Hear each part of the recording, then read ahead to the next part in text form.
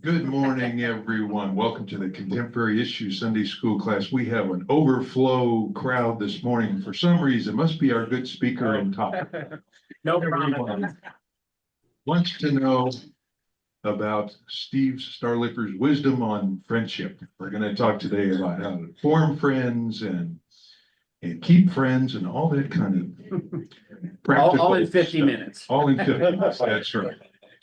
Well, welcome to our first-time visitors, many friends of Steve's who specifically come today. Want to welcome you. My name is Steve also, leader of the class. Well, in fact, we have at least two more Steves here, so we are full up with Steve, right? We are. And, right, and another one too. We have at least 5 here today. We want to have our usual announcements first before we start, and that is Zoomers, we are glad to have you here. Please mute yourself on the lower left corner of your screen when you're not speaking, so we can keep the background noise down.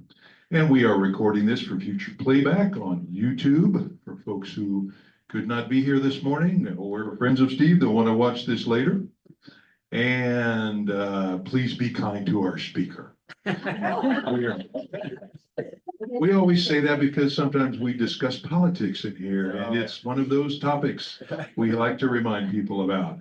And so with that, other announcements, we are having a Christmas party, class Christmas party. Hope any of you will come and join on December 12th. And Vicki, what should we say about that? You're doing a memory recipe book. Christmas book, memory/recipe Christmas book. So we want to have all entries in by next Sunday so that we can get them typed up and ready to go. We don't have to give just one. So, and guys, we would love yours also.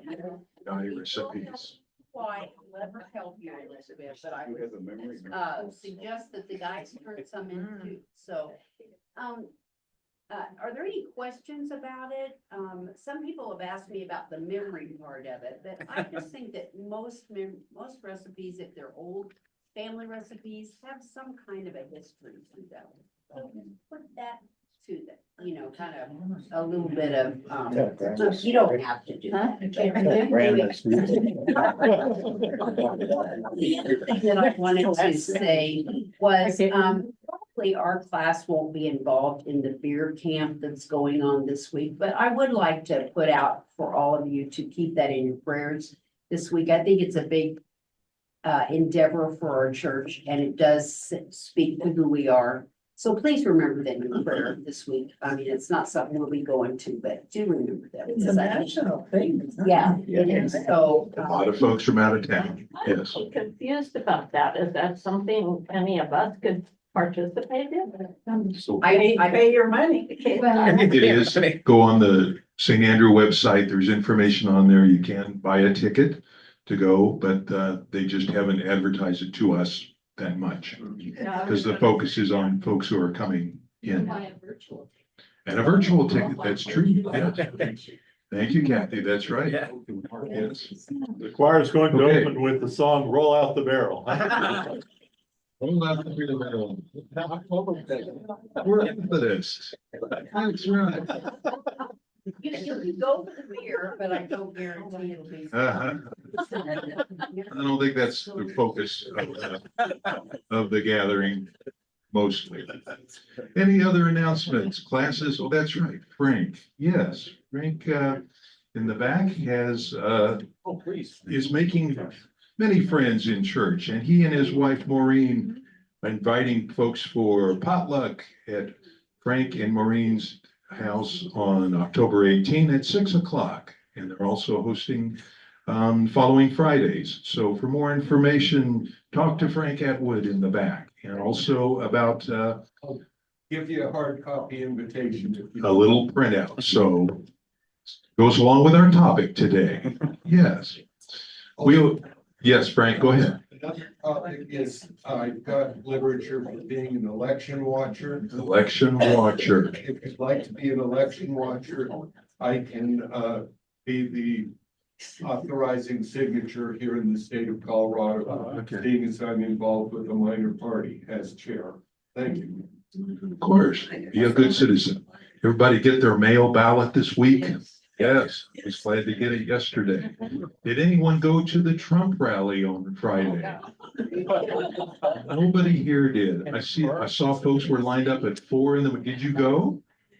Oh, but it was on TV. It was on TV and radio. I listened to it. Very factual, okay. Yes, understand, yeah. But folks were lined up at 4 in the morning and stirred quite the conversation. All right, any other announcements? All righty, well, we pray for all of the candidates and we pray for America as the election gets closer. Okay, with that, let me introduce my friend Steve Starlipper, who's taught many classes here, including he's taught about C.S. Lewis's book on Heaven and Hell last that you were with us, and taught about grace. And so we're glad to learn some about friendship today. Well, thanks everyone for the opportunity to join. You're gonna plug it. Oh, okay. I know, it must be. It should be, that's fine. Okay. Yeah, still okay. So thank you for the opportunity to join you. I had a number of you in my past classes. Pathways, in fact, I taught this one, I think, a couple times, Pathways. I haven't taught it for probably 10 plus years, but this is one of the ones I did teach. This is an interactive session, and this is more of a discussion, if you will, and I'll be leading the discussion on friendship. If you could.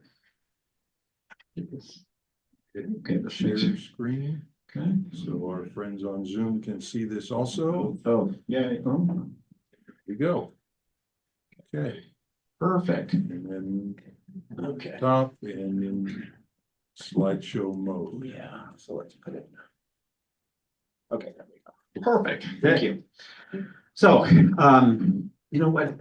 I was reading a couple books on this, actually 2 or 3. I'll reference them before I go. The one that kicked it off is the book here, and it's called Chasing Daylight.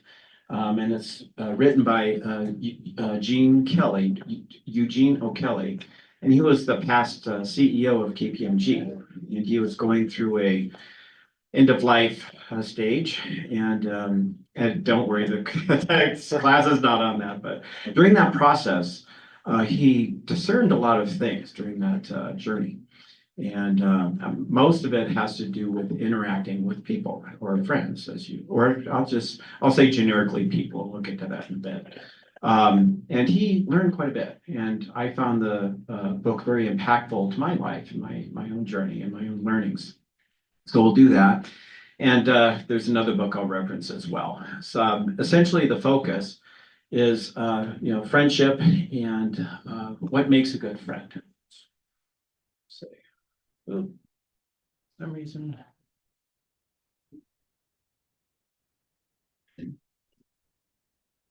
Do that, or must not be in slide mode. Oh, there we go. There it is. Okay. Okay, perfect. So, okay. This is an open discussion.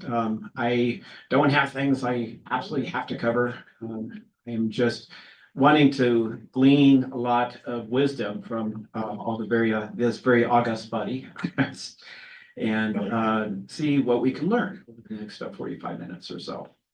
It's interactive, no dumb questions, trust me. I will ask the first dumb question. And most importantly, the last bullet, which is what can we take away on friendships? So I think as I mentioned earlier, Chasing Daylight is Gene Kelly and the end of his life. And essentially what it encapsulates is his saying goodbye to his acquaintances and folks he knows. And he, being CEO of KPMG, I mentioned, he starts with a very rigorous and I'll say a structured approach. Okay, and we'll get to that in a bit. And so he starts that process of saying goodbye, and he actually develops a process for that. He's from KPMG, a consultant, so he has to do things like that. And during that, as I mentioned earlier, during that time frame or during that journey, he learned some things, which hopefully will surface in today's discussion. So I'd like to start off just with some open-ended questions, and I'm gonna just go to the whiteboard here. One is, what are your thoughts on friendship? Just, and I'm leaving that open on purpose. I just want sort of a open discussion on that, and feel free to, of course, build on each other's comments. And then concurrent with that, what makes a good friend? And maybe a third, if I could, is why are friends important in general? So what are your thoughts on friendship, just in general? Could I just interject, please, that the PowerPoint's not sharing for those of us on Zoom? Oh. Thank you, Susan. Okay, I guess we can't do slideshow, Steve. I'm Oh. sorry, it doesn't allow it. to do Okay. that. So, We're getting it here, Steve. oh, some of you are and some of you Yeah, aren't. I think you probably gotta go to the right Zoom setting, which is, you can't have the Oh, sorry, multiple. this is getting too complicated for an average person. Yeah. So. Your problem, it's your problem. Yeah, the screen share is sharing, it's just we're not on the right page. Oh, okay, I'm sorry. Okay. Steve, they want to go to a different page. Oh, I see. Okay, got it. So let's see. Sidebar. No, not that. So, does the top of the slide say, sidebar, importance of friendship? No, it says friendship, what's important, the first page. Oh, okay. So should we, That's okay. Let's go off of it. Yeah, yeah, okay, let's go off of, we can just use that for here and. okay, now does it say? Yep. what are your thoughts on Friendship? Yep. Okay, perfect. Okay, there we Okay, go. we're gonna go with it. Oh, So, technology. yay. We love technology. Okay, so the first is, okay, so what are your general thoughts on friendship? And what makes a good friend and why is it important? Well, you've probably heard the familiar phrase, person knows all about you and still likes you. So, knows you and still likes you. All about you. Ah, like you. My printing is horrible, so I probably still know you, okay. Keeps in touch. Oh, keeps in touch, yeah, Yeah, yeah. yeah. And when you say keeps in touch, what do you mean by that? Is it? It's a phone call. Ah. Yeah, and just, just. Okay. A wellness call. Oh, that's good. So a wellness call. So they're trying to see how your journey is going or how you're doing. Yeah, physically, mentally, financially, So in a general sense of wellness. how. How you doing? Yeah, right. Do you need any help? Right. Help, I like that. That's really good. What else? When you make that call, is it, what are your intentions? In general? You're open to requests. In other words, Oh. you're available. Ah, You're telling the person, you're available if they need you right, for advice, right, transportation, right. it's a Whatever. general wellness call. Right. I haven't heard from you, how you doing? Right. So it's you're not doing it as a platitude. You're actually doing it for, Sincere reasons. sincere. Because when people get older and they're alone, Right. they might have changes that nobody else is aware of. Right, And they might have a mini stroke that they can get into a phone. right. It's not wise to live, in my opinion, alone after a certain age. Okay. I think. we And should when you're have- having that conversation, I'm teasing and this is open to, but as I'm asking, this is for everybody. When you're having that conversation, how are you interacting with whoever it is? You mean with the person? Yeah, you're with calling? the person you're calling or Oh. talking to. Hi, this is so-and-so. Yeah. How you doing? Right, I'm available. Do you need a ride? Do you need me to take you to the doctor? What's going on with you? okay. Are you? So you're empathetic? Yeah, you're able to pay the bills. Did you get the gas in the car? Right. You have to shut up and listen. Listen.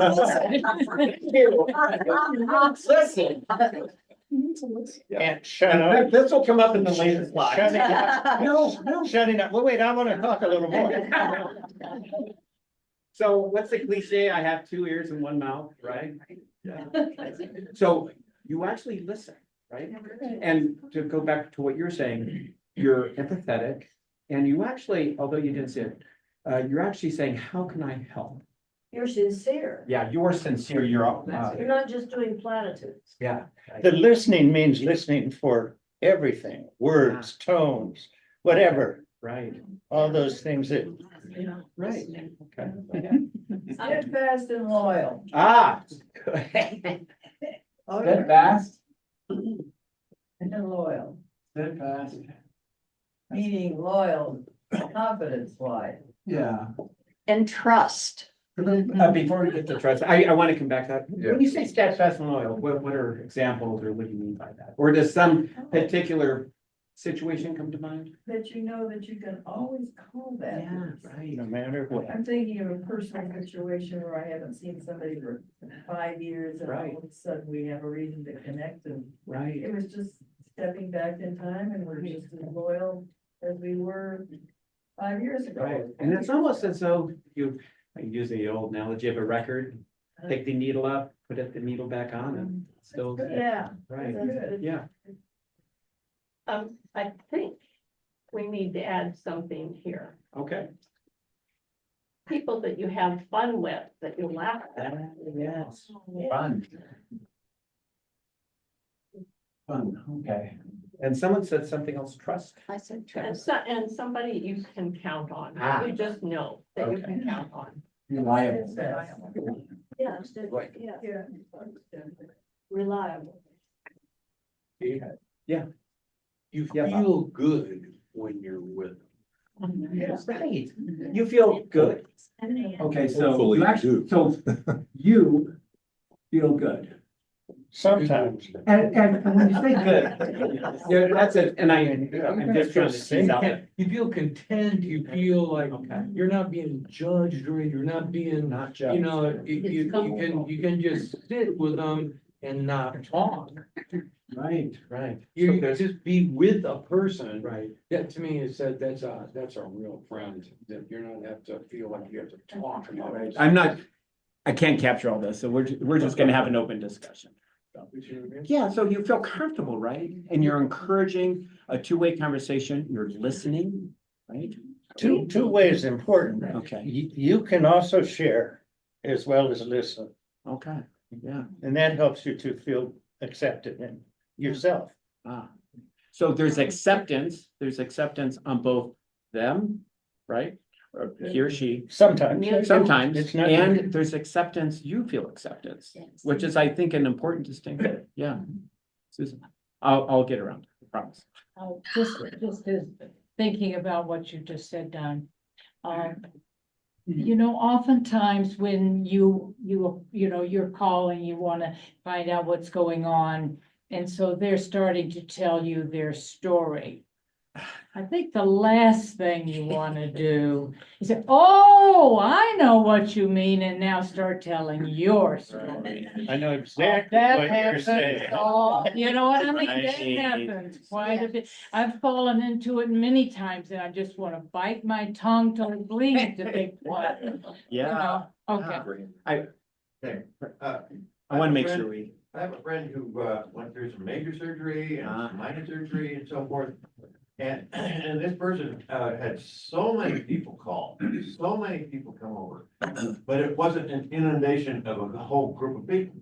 And after the major surgery, why, there was one person would come over, bring a little food or something, you know. Right. And it was every day for like, I don't know, 3-4 weeks, and they spread this out over a period of time, and that person has, and they would just talk for half hour, an hour, whatever, because they didn't want to overdo this person that had surgery. And so they, you know, and it was, those are friends, those are true rock bottom friends. Reliable friends. They're rocks, they're rocks.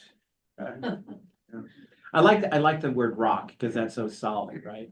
And it goes to the parable or analogy, do you build your house on sand or rock, right? Which Christ said himself. Yeah. Do we talk about levels of friendship? We will. Tom asked, will we ask? well, we asked about levels of friendship and yes, actually, was Safe space. safe space. Okay.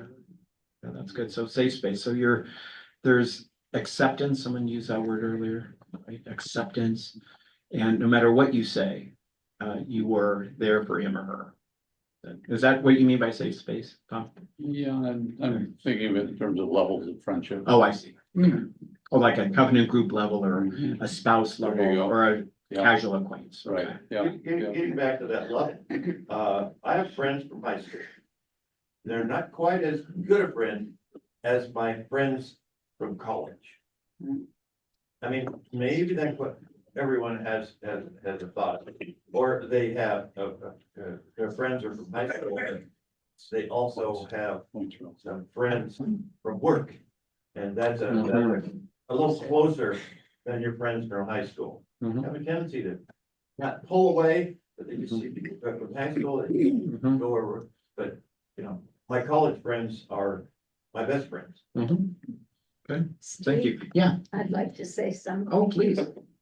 When my daughter died, I went back to work. And what happened is that everyone told me their stories. And everyone didn't know what to say to me, but they didn't listen to my story and my dead daughter, or even mention her name or what she was like or anything like that. And so this happens constantly in a conversation. And I agree with what you said perfectly, because so often people come back with their stories without you having expressed even a little bit of your emotions and stories. And that's why listening is, when you have a conversation, like you had suggested, I would suggest that your shut up would be a better approach. I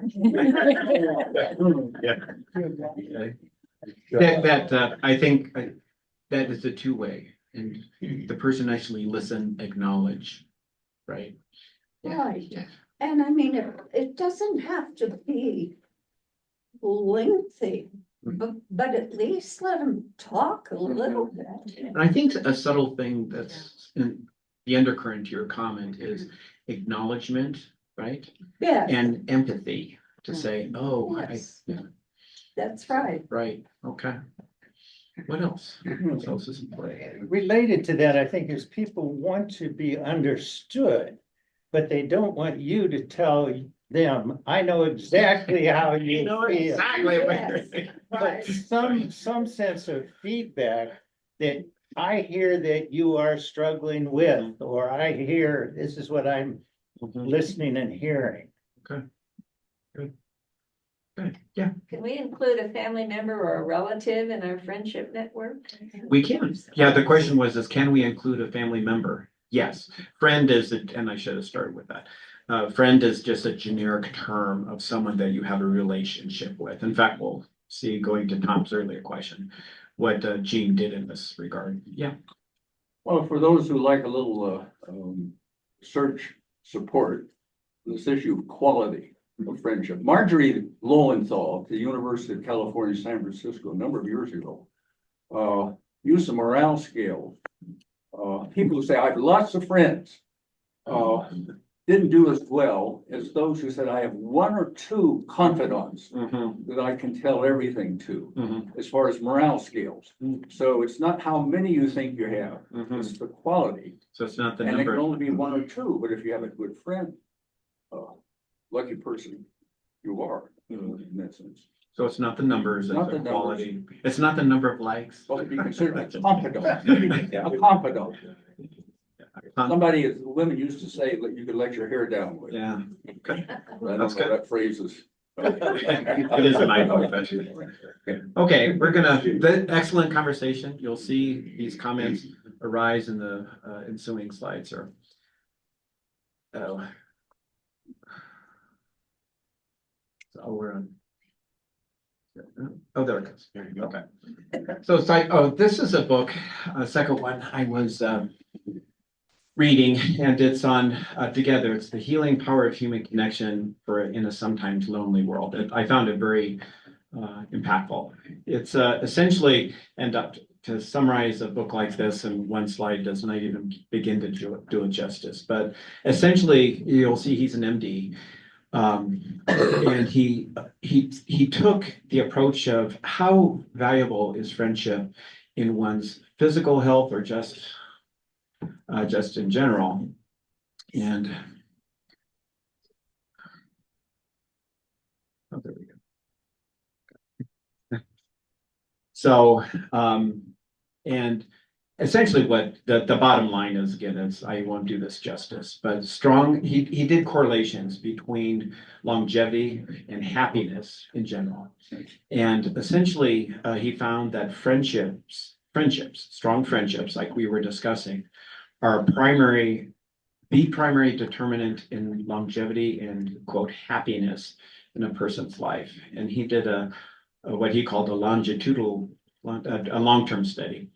And essentially and he showed scientifically that it was friendship is more determinant than even exercise, the pills you take, your diet, you know, and it is one of the, again, the foundational for long-term health. Aging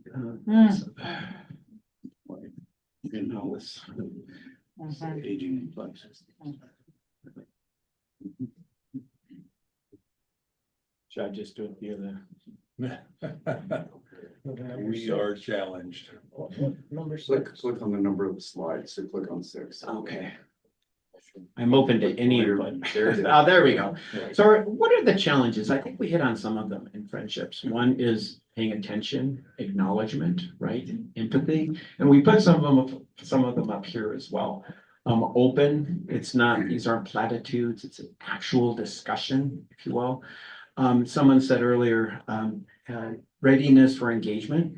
So it's not just, oh, how are you? Not a hallway discussion. Okay. For authentic relationships. What else do you think are some of the challenges? Yeah, Bob. I'd like to share something that I really believe in, but what do I know? But for me, it's important. And we're talking about friendships, but it seems like close friends, like that cheap friend we're talking about. Yeah. But for me, I think and I'm really to that other slide.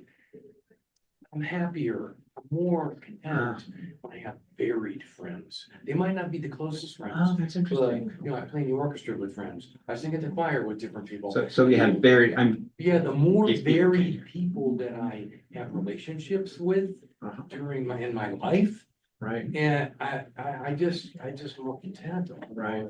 You know what I mean? I might have one key friend, but then I think it's important to have not a ton of them, but you know what you mean? You have those.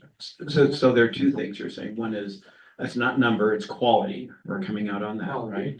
Then second is, which I thought was interesting, was a variety of friends, you know, some from different parts of your journey, right? Church, obviously this is a big part of all of our journey, right? And we have other parts of our journey, whether it be neighbors, whether it be work colleagues, retirement colleagues, you know, you're involved with other social organizations, you know, whatever that is. So, okay. Anything else? Quick question. Yeah. Can you have friends of the different sex than you? And you have friends of a different. Do you have any friends that are a different gender? Absolutely. I mean, any comments on that? What does your spouse think of that? Ask her. Yeah, ask her. Good, Tom. Yeah. Run it by me first. Yeah, run it by me. We're making house dinner. There you go. Saved, not saved, saved, not saved. There's the movie. Always give the Harry- benefit. No, I was just gonna say that the movie Harry Met Sally was about that premise, and Harry said to Meg Ryan, it can't be done because the man always wants to have sex with the woman. Oh, gosh. And so it's a question. Some people overcome that and some don't. Okay, yeah. So. If you're struggling with that, absolutely, you know, Yeah. and it could be an issue as you. Steve. I'm sorry, Steve. In the corner. Oh, thank you. To say, Yeah. One of the obstacles Okay. is when someone wants to be your friend, but you don't reciprocate. Oh, that's a good one. Yeah. Wow. Yeah, just so I'll repeat it. If someone, what do we do if someone, I'm gonna put it in form of a Yeah. question if you don't mind. What do we do if someone wants to be your friend, but you don't want them as a friend?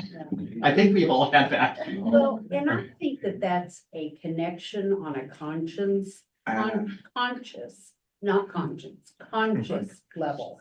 I think sometimes you just connect with people, you know, and when you have that connection, you usually go deeper as a friend. Right, right. But, you know, a lot of people you just have casual acquaintance friendships with, and you can go to lunch with and stuff Right. like that, but there's just sometimes you just connect, whether it be circumstances, belief systems, experiences, Mhm. lots of different things. Age, no age. Yeah, exactly. Right, okay.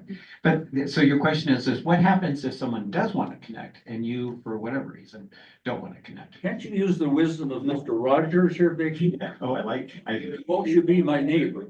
Oh, well, What won't you be about my won't you neighbor? Be my neighbor. So think that there's an easy way to do that. Okay. You know, if you don't feel the connection and you know, sometimes when that happens, it's a, it could end up being a dependency type thing where someone needs attention. And you are not the right, you feel like you're not the right person to give that attention. You know, there's a way to just either not be available or direct that person somehow, you know. But I think sometimes if you fall into that, you get snatched in, and then you're in a situation where you're very responsible, and it's tends to be more one-sided. Especially if it's an addictive. Yeah, relationship. right. Are we talking about people that, you talk about a friend at work, the, work husband and the work Oh, wife? yeah, right. And the spouse knows that person is someone that they work with and they trust them, but at the same time, it's still a work husband or a work wife. That Right. Yeah, okay. Okay. But Steve, I was gonna say, this is Greg.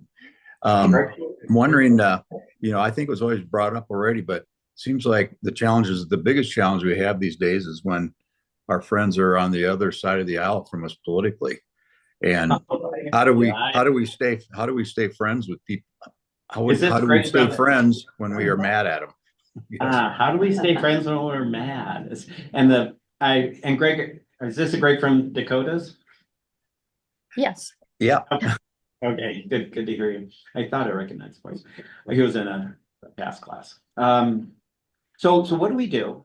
To paraphrase Greg's question, if someone's, you know, politically opposite us and they want to be our friend, or, you know, or we don't want to be their friend. Just don't go down that path.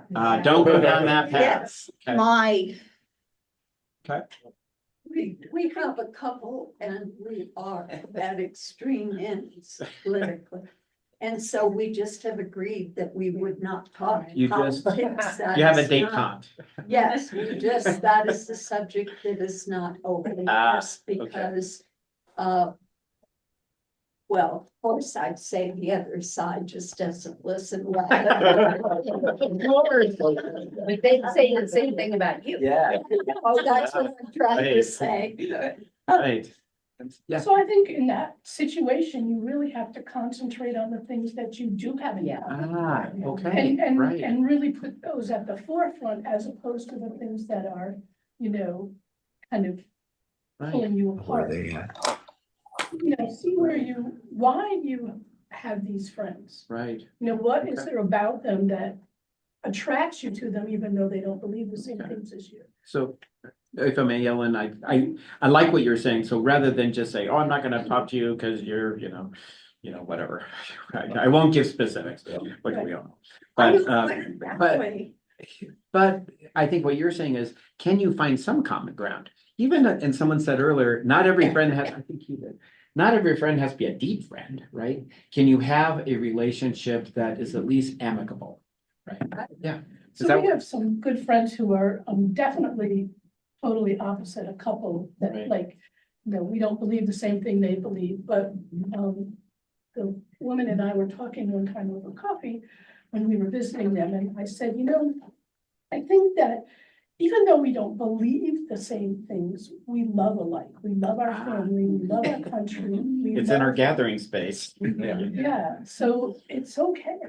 Right, and the saying in the gathering spaces, I think it's Wesley, you don't have to love alike. Think alike. To think alike. Yeah, I'm gonna massacre Think that. alike. Okay, you don't have to think alike, thank you, to love alike. I think one of my best friends, we only agreed with about 90% of each other, what we thought. And that is about as much as you can get, because you can't be 100% equal to both sides, for both of us. But and so once you get below 50%, then that person you might not want to be the friend. Okay. You see what I'm saying? Yeah, so I think what you're saying is there's a threshold, right? Yeah. I think what Ellen is also saying is that they don't have to be a great friend, you can have an amicable relationship, I think Vicky, you said the same thing. So, and can you find some common ground to at least have a conversation of, how's the weather? Okay, Steve. yeah. Before you do that, Yeah. Karen just showed up and I told her, they're talking about your monkey friends. We turn around, she has friends. They provide great entertainment. And they're not, and she's still friends with them, they're both back to high school.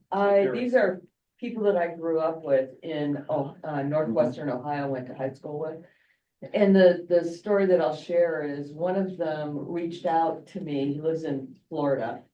And he said, my wife and I were having a conversation and we wanted to understand why our liberal friends think the way they do. Would you be interested in a conversation? And he said, we can even do it, you can email me or message me privately. So we went back and forth and it was very enlightening.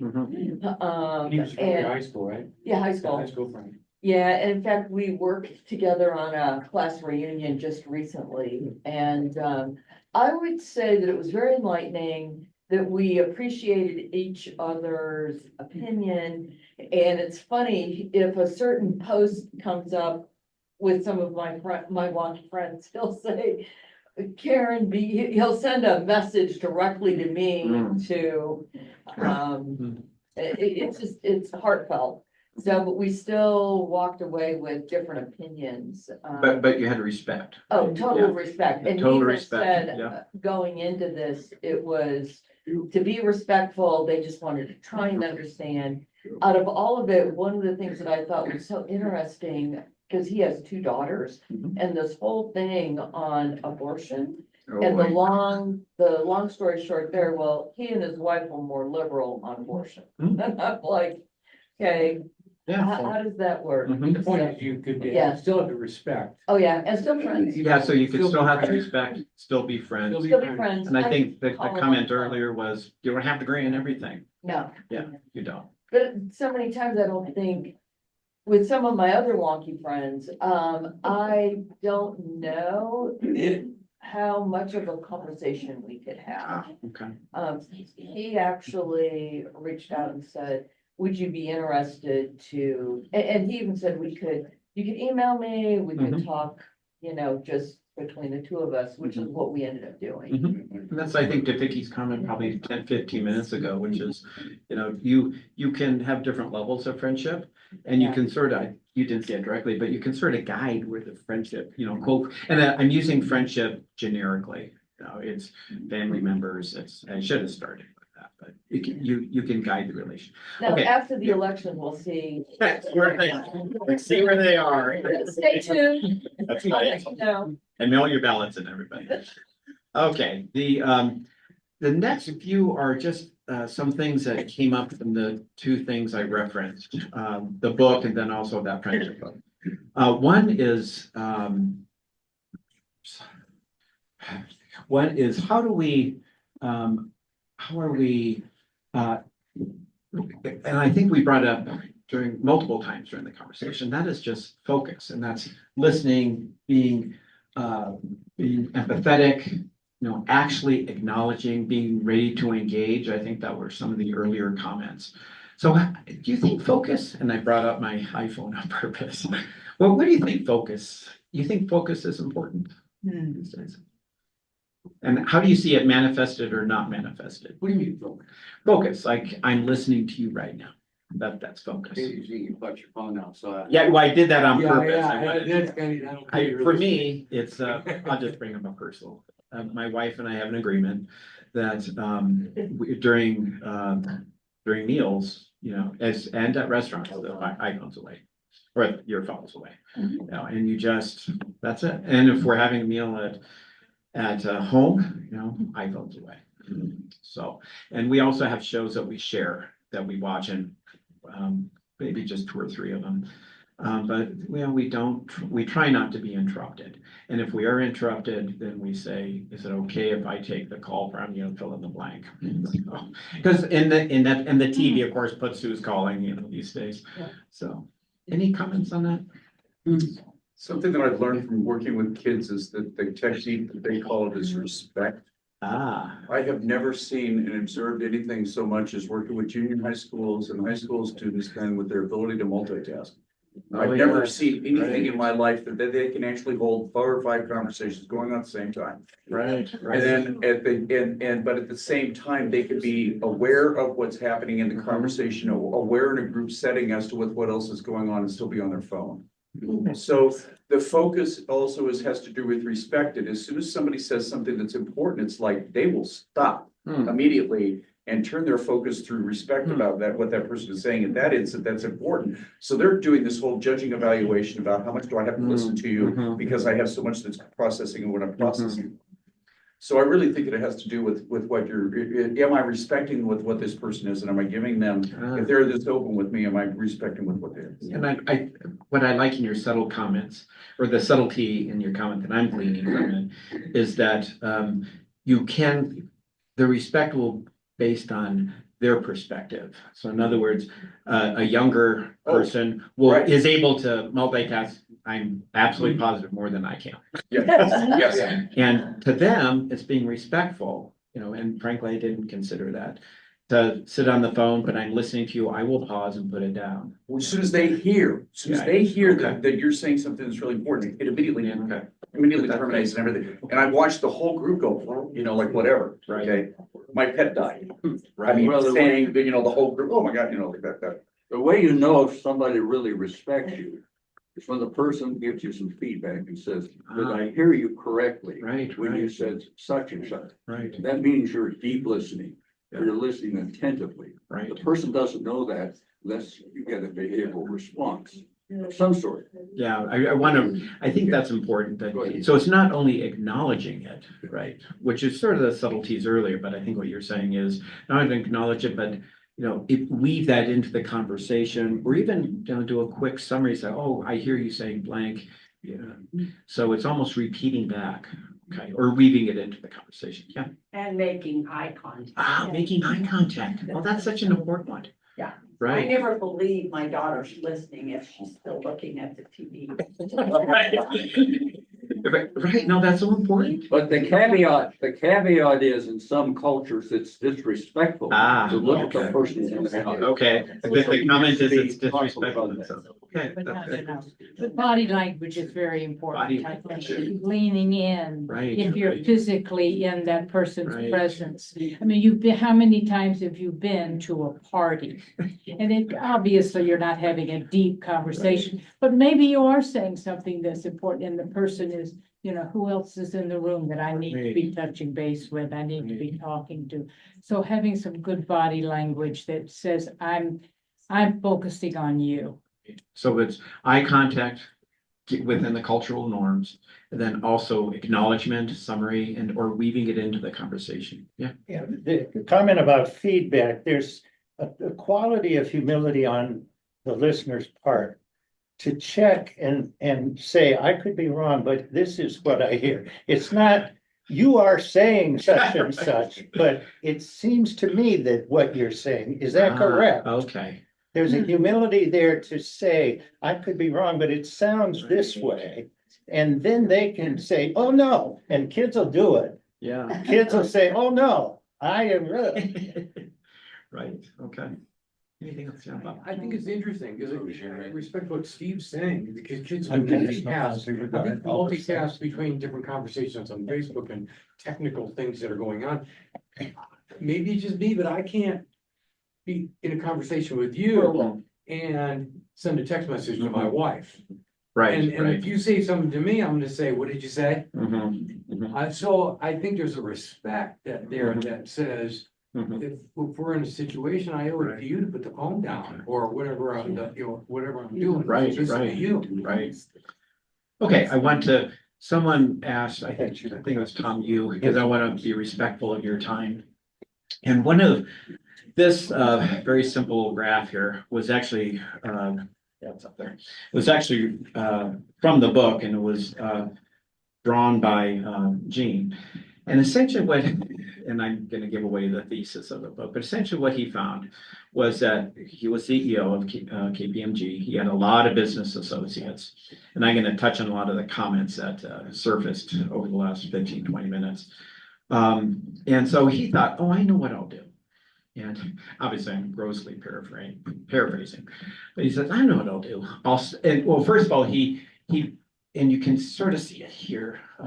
He started with sort of this target. He says, I'm going to put the people most important in my life in the center. And then for him, it was wife first, and then second, the second tier, it's children, then third tier, immediate family. And then at the next tier would be lifetime friends. And then next tier was close business associates. And then people you're around, the people that, just casual acquaintances, if you will, like neighbors, things like that.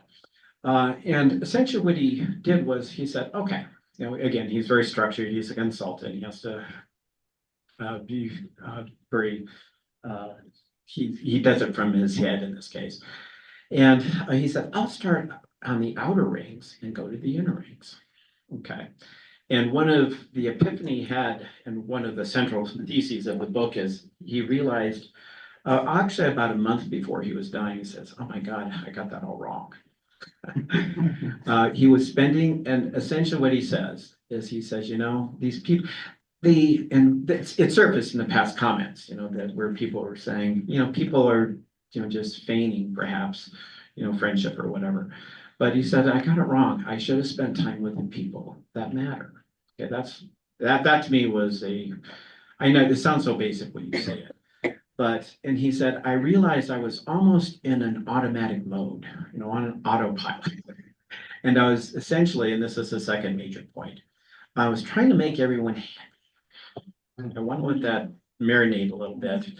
I was trying to make everyone happy. I was trying to have lunch with so-and-so. I was trying to make me do this with my neighbor. I'm trying to do this with, quote, a business associate, or, my second cousin from, fill in the blank, they're here every, 4 or 5 years. I need to, blah, blah, blah, blah, blah. And he said, after you do this, after you prioritize, he says, and this is the first bullet on the slide, is align the time with who matters. Okay. So if you go through a purposeful exercise, okay, and if there's one thing I got from this book, this was it, is to do an exercise like this. It doesn't have to be this exact exercise, but figure out what are your important tiers, if you will, or who's at the center, who's at the secondary tier, who's at the tertiary tier, and that'll vary by person, right? Okay, where you are in life, etc. And then prioritize your time based on those tiers. Okay? And because there are always conflicts, always. I mean, if you open up my Apple calendar, it's like, it's a mess, right? But if you prioritize your friends, you're able to quickly discern. If you do it purposefully and thoughtfully, you're able to say, oh, my wife comes first. Okay, so if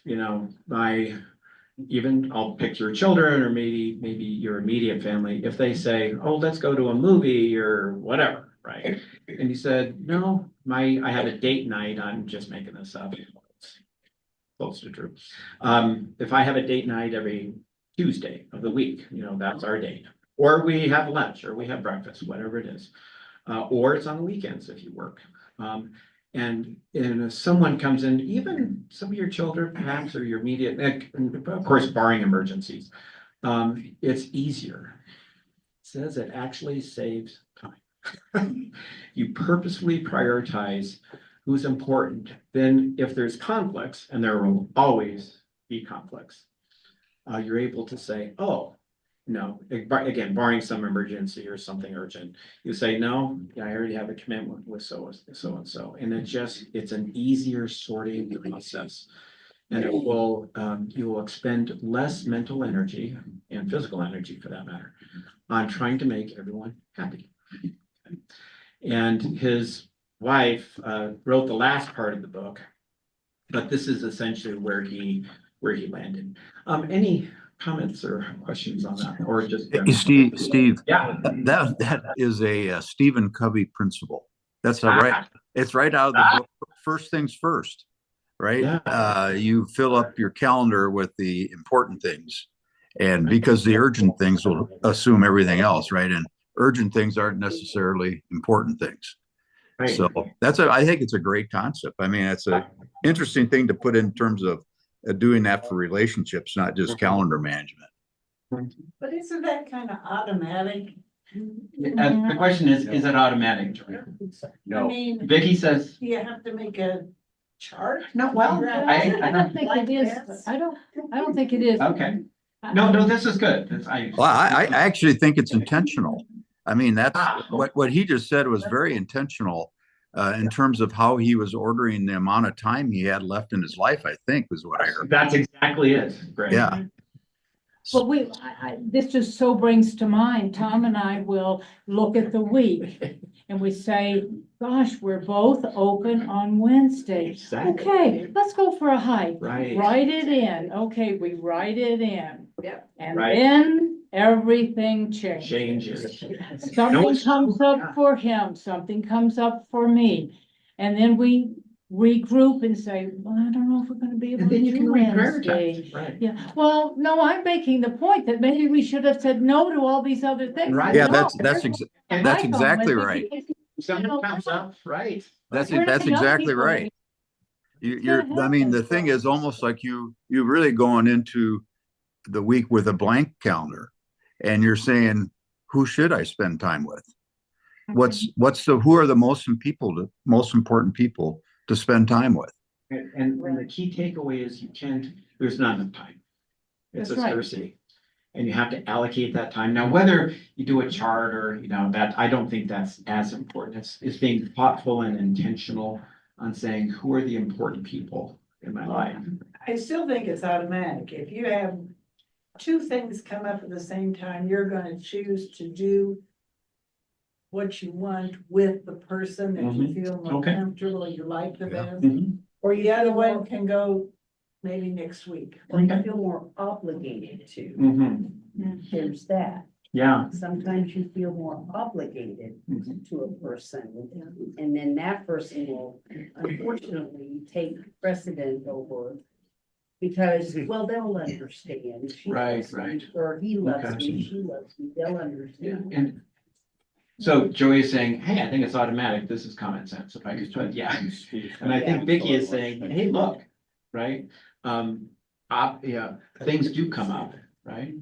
And I think if at least we've thought through it, it helps the decision. Because typically, sometimes the conflicts will happen quickly, Oh, it's just like, if someone hands you something, can you do this on the 18th? Well, let me see, And then it helps to know if you have your calendar set, perhaps. For me, I like the structure, I will say. And I haven't done this, but I know it made me think, do I have it in chart? Do I have it in a target or a bullseye type thing? No. But it made me think to say, oh, if someone calls, even someone who's important to me, and, there's a conflict with someone who's more important, it makes it easy. I'm also big on commitment. Once you have committed. You commit, right? try to stick to that. Oh, absolutely. And, the things when we started the class, you know, this now we're coming full circle. You know, what makes a good friend? I listen, I'm empathetic, and the one in black, I'm reliable, right? Which is, I think, is what you're saying. And the reliability is part of this, the intentional sorting of who's important. Yeah. Oh, I'm sorry. Okay, yeah. Okay. The rest is, this is actually most of the stuff I wanted to talk about. Let's see. The rest of the slides are, it's essentially saying, and we covered on some of this, it's saying, it's encouraging spontaneity. He thought spontaneity was big in the book. Also, how much time are you spending in the future, in the past, or the present? Okay, a big thing, and I'm looking at Mr. Barch there. This is his area of expertise. You know, how much time mentally are you spending in the past versus the present versus the future? And essentially, the thrust is that you need to be not entirely, but mostly in the present. Mentally in the present, like listening, right? Being reliable, being empathetic, and not spending all these cycles on the past or the future. And then another one is what balance do you have? There's a Venn diagram. Again, this is my background. So a Venn diagram, how much time are you spending on your family? How much time are you spending on your friends, your community, right? How much time are you spending with work, on your health? So it's sort of a topical thing. And just being very purposeful to say, you know, am I spending enough time with my family, or do I need to spend more time, you know, with the family groups? I think it's very important for those of us in older cohorts, age concentrated environments, etc., to try to cultivate wherever possible a younger friend. It takes away a lot of the apprehension and anxiousness concerning the future. So have younger friends, but it's yeah. not easy. Intergenerational friendships that's right. are a real challenge today. And that goes back to what Steve was To saying. have a They younger communicate friend. differently. Oh, yes, today's world. Right. My wife and I were talking on the way here, we were talking about this and all the input, and we were trying to get let's say who it is. We were trying to get hold of a younger person, and we called, no response. And text is the only way you can do it. And literally. Yeah. And they don't answer. They don't answer. And even if they, you know, they're there, and then they answer immediately. So we vote. Okay, so that's, any other comments or questions? Yeah, I would. Yeah.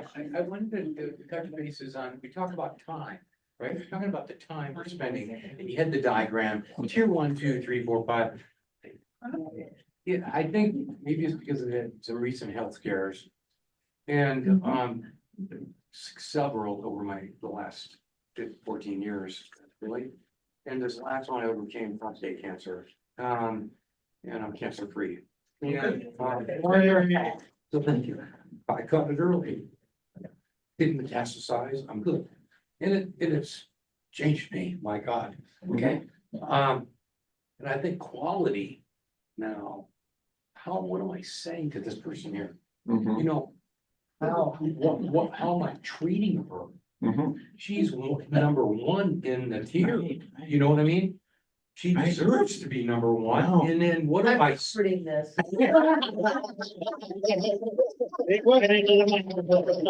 Steve will send you the link. I think it's important that the say friendships, when you Right. put those qualities, I don't know how you put that quality in there, but how are you Right. treating them? what are you saying to them? Right. You know what I mean? Is it authentic, right? Is it We said authentic. Is it, You know what I mean? are you listening? Is there acknowledgement, right? Yeah, is it? Versus spouting back, you know, a Yeah, platitude. whatever. And you're not being mean, but No. you say, well, we have the rest of our life. Yeah. Oh, really? Okay, maybe that's not as long as you think.